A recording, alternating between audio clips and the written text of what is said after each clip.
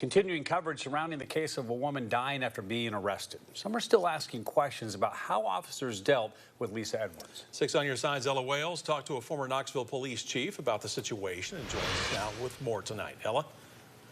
In addition to being the Knoxville police chief for 16 years, Phil Keith also worked as the director of the Community-Oriented Policing Services, or COPS office at the Department of Justice. Tonight, I got the former police chief's take on what transpired. Keith says that a lack of medical training for police and missteps by Fort Sanders Regional Medical Center contributed to the events leading up to Lisa Edwards' death. They just called 911. That's the easy out. And that's, unfortunately, we see that all too often. Members of the community have expressed disappointment and outrage with how the officers involved acted, and some think they should have recognized the signs of a stroke. Keith says during his time at KPD, there was limited training for medical emergencies. I never received any formalized training about how to respond to a stroke. The characteristics, yes, but not how to deal with it.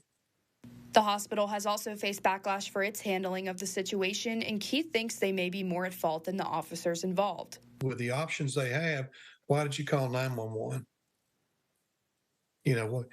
Could you not call, there's United Way agencies, there's a number of agencies.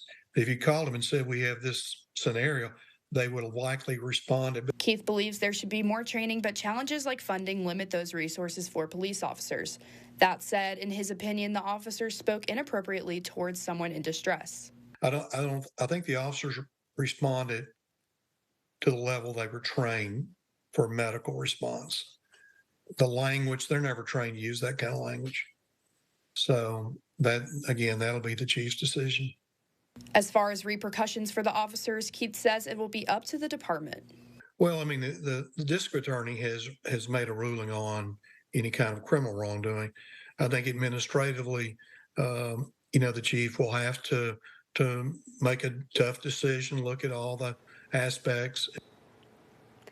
I was at last night's protest against the treatment of Edwards by Fort Sanders and KPD, and activists also brought up her disability, being in a wheelchair, as another contributing factor to the events leading back to her death.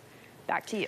All right, Ella, thank you. As of right now, Fort Sanders still investigating the incident. KPD is still investigating, but no charges have been filed against the officers involved. We should also mention KPD Chief Paul Noel said in a statement, "I was disturbed and embarrassed by what I saw in the video.